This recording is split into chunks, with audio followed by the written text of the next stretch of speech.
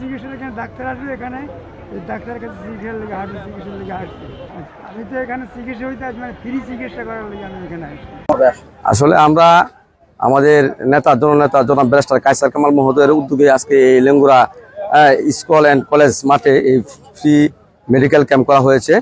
ওনার ডাক্তারদের আজকে এখানে 70 থেকে 80 জন ডাক্তার এখানে আসছেন। এখানে আমরা যে কার্ডগুলো পেয়েছি, আমরা 3000 কার্ড পেয়েছি।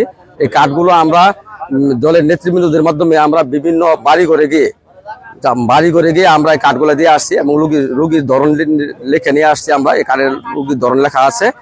আমরা আজকে যে রুগীরা যেভাবে ঢুকতেছেন এখানে, আমরা এখানে 13টা বিভাগ করা আছে। যে ধরনের রুগী, ওই রুগীর লাইন আমরা আলাদাভাবে বসায় রাখছি এবং ডাক্তাররা এখানে সুচিকিৎসা দিবেন। এবং যাদের চিকিৎসা এখানে হবে না, আমাদের জননেতা জনাব ব্যারিস্টার কায়সার কামাল মহোদয় বলছেন তাকে উন্নত চিকিৎসা দেওয়ার জন্য ময়মনসিংহ অথবা ঢাকা নিতে হলেও তাকে উন্নত চিকিৎসা দিবে, এই আশ্বস্ত আমাদেরকে করেছে।